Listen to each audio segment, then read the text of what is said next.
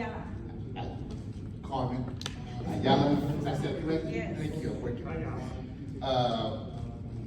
She's a precinct chair as well as also with Somos Tejas, and we're going to talk about block walking and minivan, and also some strategic ways when you knock your doors and talk to folks.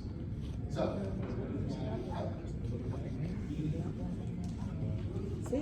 okay. So precinct chairs. Precinct chairs are elected officials of the Dallas County Democratic Party and political leaders of the precincts and are the backbone of the Democratic Party. We cannot get this work done without you all as precinct chairs. So the job of the precinct chair is to maximize voter turnout, Democratic voter turnout in the precinct by finding likely Democrats, confirming their registered vote, and encouraging them to vote in upcoming elections. We have a program called Operation Include. It's kind of been in the Democratic Party, it's been in the House for a while. And what it focuses on is data analysts, voter registration, precinct chair recruitment, and field organization. Today we're going to spend a lot of time on field organization and getting out to vote, not getting out to vote, but voter turnout, or voter engagement, I'm sorry. Okay, also as a precinct chair, you will have access to van, you will have access to a lot of tools that we offer as the party. And one thing that's very important to know is knowing what is the voter turnout in your particular precinct. Here is an example of a precinct voter turnout from the primaries in 2024 all the way to the general elections, not 2024, 2014 all the way to 2018.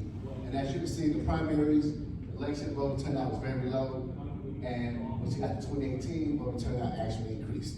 But as you can see, this is a Democratic strong precinct. Yeah, where do you find it? Yeah. Oh, this is just an example of the data that will be, your precinct will be completely different. Right, but where do I find my precinct? Right, so when we get access to minivan, not minivan, we have access to van. Van is Voter Action Network, okay? That's the data tool, the platform that we use, where you can find out what is the data in your particular precinct when it comes to voter engagement. So you would know how many Democrats in your particular precinct, how many Republicans in your precinct, what is the voter turnout in the general election in your precinct, and how to engage those voters. I think he's asking what is the way to get that access out of it? Right, so that's a van training. Okay. A different training. That's a different training, right, that we're not going to talk about here today, but I will talk about, you will have trainings about van. That's coming good. All right, as y'all can see here, we're in the off season, and the off season is the time to get organized.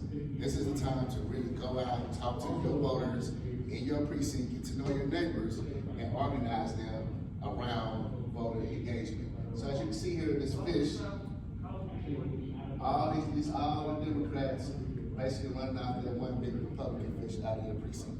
Okay? So the goal here for the list is to basically say we bring all our voters together and actually hold true to power by voter turnout. Okay.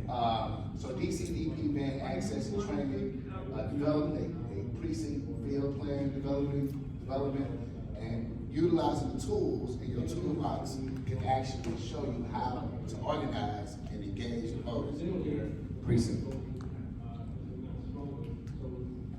Now we're going to talk about the purpose of block walking. Thank you, Edward. Okay, so as he mentioned, I'm Claire Dewar, and even before I was a precinct chair, I loved block walking. Who all has never block walked? Raise your hand. So we've got some good engaged activists here. Who all is not a precinct chair? So we have 1, 2, and so 3. So there's a few of you all that may not have had experience with van, but have you all had experience with minivan? You probably used that as you were block walking, I'm assuming. So we're going to talk a little bit about that. But block walking could also be known as, hi, I'm your neighbor. Block walking now would not necessarily be about voting. Block walking now is, I kind of want to get to know you, and I really want to know who lives in this house, and I really don't want to know what your phone number is, and I really would be happy to take your email. it's a little bit like you're doing a directory. It's like you're saying, I'm a fellow neighbor, but I think if you are doing it in off-season, it's a probably good idea because it automatically identifies you to maybe have on a Dallas County Democratic t-shirt, or maybe has on a sweatshirt as I see, or perhaps has on, the Beto cap if you maybe have one of those. So the point being is we want to identify ourselves gently, subtly right now. And really what we're trying to find out is who are we later going to be targeting and who are we going to say, I think we'll just walk right past that door because we know they're ours and we just don't really need to spend our energy on them. Because if we wait until election season to find out who our voters are and input it into VAN, which is the Voter Action Network, we had a previous person who really thought we were talking about a van that drives, that would be picking up voters. No, this is VAN, Voter Action Network, on your it's technology. But we are trying to be sure that we've gotten our head start so that once we're in election season, we've already identified our voters.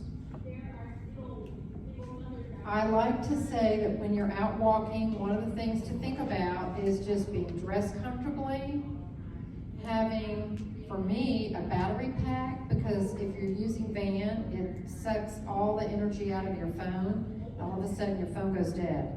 So to have something as an extra plug-in to allow you to keep your phone still charged, be sure that you've got a bag that's lightweight that might have any kind of paperwork you want in your bag.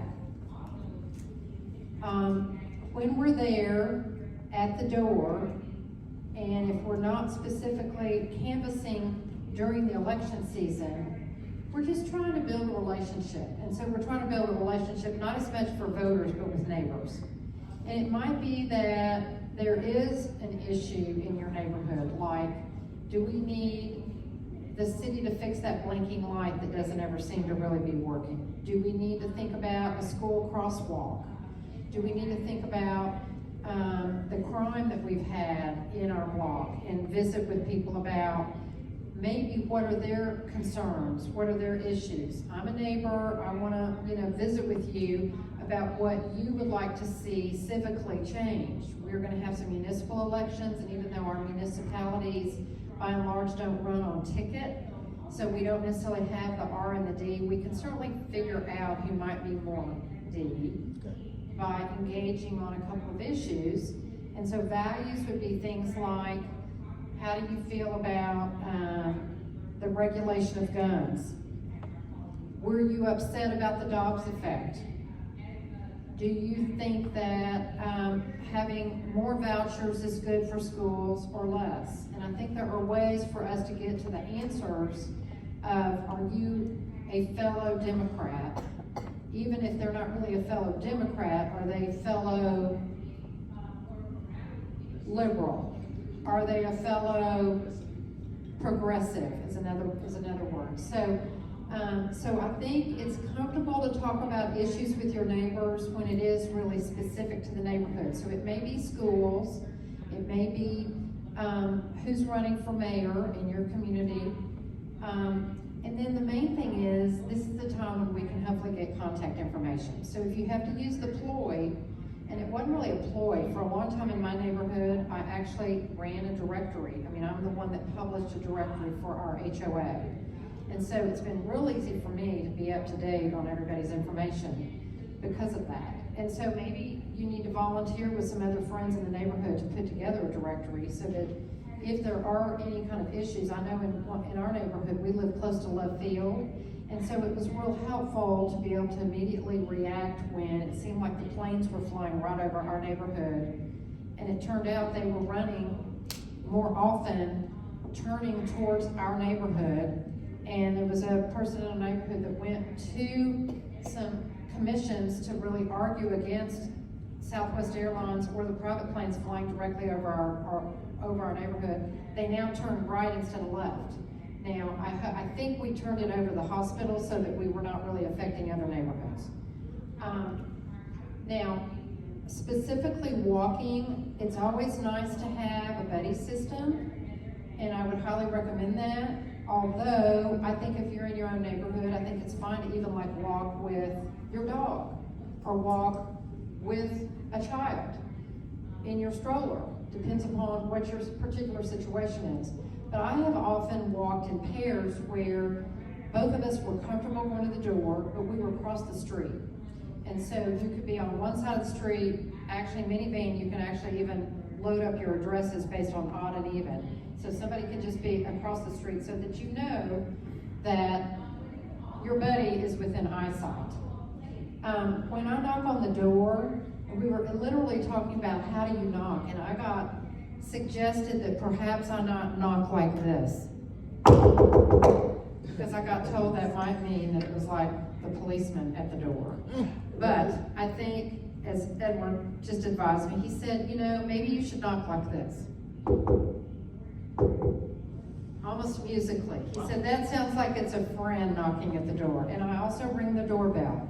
I do look to see on mine, and we'll get to this, we'll show you a screen of this, but you can pull up on your minivan the names within the household, and they will tell you their age and their sex. So if I'm walking up to a household where they're like 80 plus, I often stand and wait for quite a while before I walk away, because somebody inside the house may be coming to the door and it may just take them a while. If they're younger, perhaps I don't stand there as long. And then once they do open the door, I usually, I get to the door, I ring the doorbell, maybe do the knock, and I step back. And I then let there be plenty of geography between us. I introduce myself, I give them my name. I might say I'm working with the Democratic Party. It depends upon kind of when you're walking. And I, really try to take notice as I walk up to their house that they have a beautiful flower bed, and I might ask them, what kind of flowers are those? Or I might talk to them about, the basketball hoop that I've seen on the street, and perhaps, there's kids playing out there. I might just figure out something to say as I walk up to the door. The color of your house is beautiful. If I find that they are not interested or offended by or too busy or big Republicans, whatever the issue is at the door, I certainly don't ever argue. I've had occasions where I've had pretty long conversations with people that didn't necessarily agree with me, but we don't argue. And chances are we want to limit our time with somebody that wants to carry on a conversation with us that doesn't seem to be going in the same value stream that we're in. So we'll move on. And that gets to knowing when to end conversations, because I did find sometimes when I was block walking that I bet I might have been the first human engagement of the day, and that these people probably did want to have a longer conversation than was making my time productive. So sometimes what I would say is, you know what, Mrs. Smith, I would just love to come back and talk to you sometime else, or perhaps I'd like to introduce you to another neighbor. I have to hit 50 houses today, so if you do not mind, this is not going to be when I can really have a longer conversation. And we need to understand perhaps how to maybe go back to those same people. We're going to talk about our specifics of VAN. We're not going to really talk about phone banking or text banking in this particular conversation. Here's some of the folks with the Dallas County Party. Christy Noble, Chair, Cordell Coleman, Vice Chair. Charles Griffith is now taken over as the Precinct Chair Coordinator, so his email is charles@dallasdemocrats.org, and that's who you will be hearing from. That's who you could contact if you want to become a Precinct Chair, if you have questions about what to do as a Precinct Chair. We have a Communications Director, an Elections Director, and a Development Associate. And I think we're going to let it turn over to our friend Carmen. She's based out of Dallas. And one thing that we do at Somos Tejas is during the off years, we do block walking. We do canvassing throughout the entire year. And right here is like our website. Make sure you follow us on social media, somostejas.org. We're on we're on all social media platforms, even on TikTok. So this is what we do. We support growth of neighborhood association in the Dallas, and one of the ways that we do is we get into neighborhoods associations and we talk to those neighborhood associations to get access into some of the neighborhoods. But one thing we focus on is block walking and canvassing during the off years. When the organization started 3 years ago, we were ready to launch. We had a group of young activists. We're like, we're about to take over Dallas County and get these people active. And then COVID happened. And we were like, oh man, what is COVID? What is going on? So we still continue with the plan, but we switched it up a little bit. Instead of what we wanted to do, what we did was we did community care canvases. So during COVID, we passed out masks, we passed out hand sanitizers, we passed out, resources where people can go get vaccinated, information about COVID, and we did that throughout 2020. So then, when it came closer to the election, we went to those same neighborhoods where we sent those community care packages, and we told them, hey, there's an election coming up.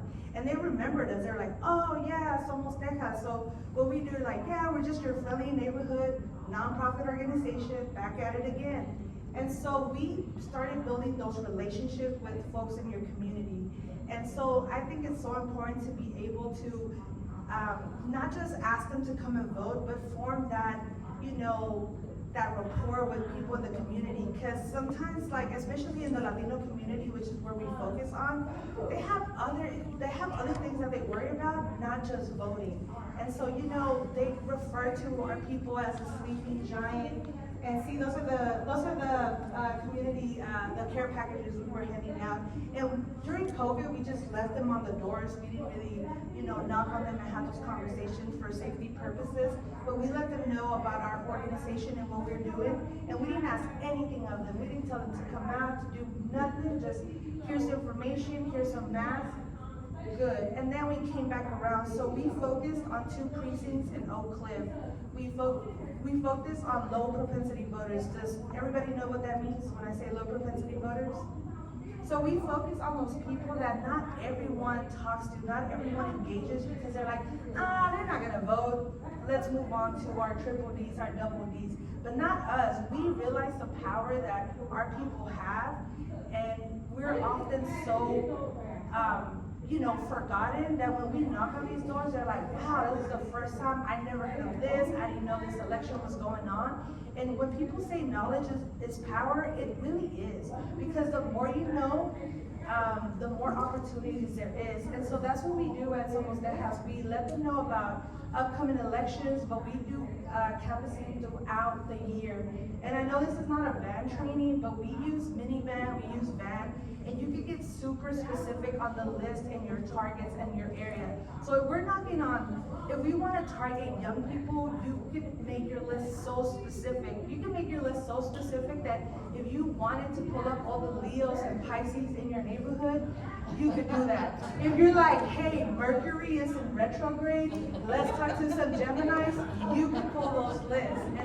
It's crazy how detailed it is, but it's such a useful tool whenever you want to talk about different issues.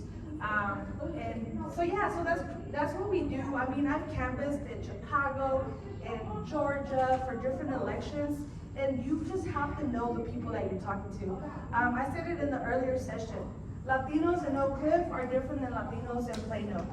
Different issues, different things. Like what we're fighting out here in West Dallas for some of the environmental issues and the air pollution, they don't got that in Plano. They have that good clean air, but over here we're like, hey, we need gas out of the community. Shingle Mountain, with Marsha, who was out there. Like, it's different issues. So to me, it's like when you're block walking, canvassing, and targeting, find common ground with the people that you're knocking on the doors. When I was in Laredo, everyone had Dallas Cowboy stickers on their cars. Everyone had Cowboys. So when I knocked on the door, the first thing I said was, how about them Cowboys? And that started the conversation immediately. We were talking about quarterbacks, about what Jerry Jones needed to get out of, like, trying to be a manager. And then once we finish that conversation, we're like, hey, well, did you know this congressional candidate is running? Did you know there's an election? And that just was like, oh no, give me more information. So find common ground. When someone opens the door and you see they have kids, oh, they have to care about school. Oh, they have to care about certain issues. So look at your surroundings when you go to these areas. If they have cars, like just any little details that could give you some like more personal conversation before you're like, hey, come out and vote. Because those tactics don't like necessarily work, especially in Latino communities.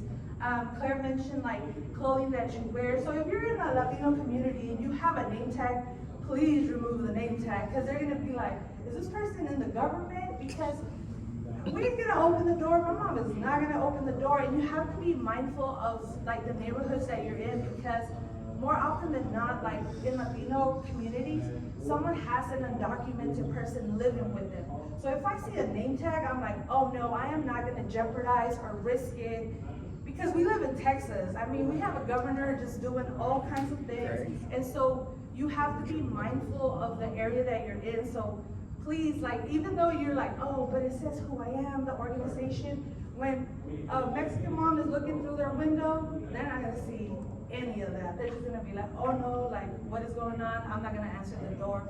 And so it's just, you know, just depending on your demographics, who you're targeting, when you approach block walking and canvassing, figure, you know, just, you know the lay of the land, you know your neighborhood. And I know some folks adopt precincts, so when you get into a different precinct, just kind of figure out what it is. Like, you see a pothole in the street, you can talk to them about that, because more often than not, they drove through those streets.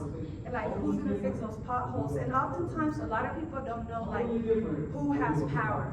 Like, I remember when with the Supreme Court justice, everyone's like, oh, like, especially young people are like, oh, we'll just vote for another Supreme Court justice. And I'm like, whoa, that's not how it works. The president appoints it. That's why everything is so connected, like from top to lower offices, especially local elections. And that's the thing, a lot of people don't realize the power that people have. Like, all these young people were protesting when what happened with George Floyd, but they didn't come out and vote in the municipal elections. And I'm like, yo, these city councils are the ones that dictate the police budget. And so oftentimes, like, when we canvass at Somos Tejas, we do like an education piece to it.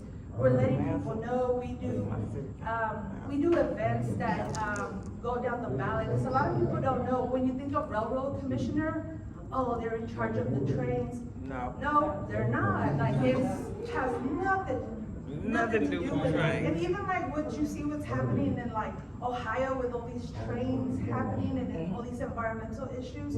And so oftentimes what we do, when we knock on doors, we talk about like issues that, you know, relate to like the Latino community or other communities, because at the end of the day, when you go and vote, those issues are on the ballot, not the candidate. I mean, those candidates stand for different issues, their platforms, and that's what we're trying to do. But all in all, yeah, that's what we do at Somos Tejas. Make sure you guys follow us though.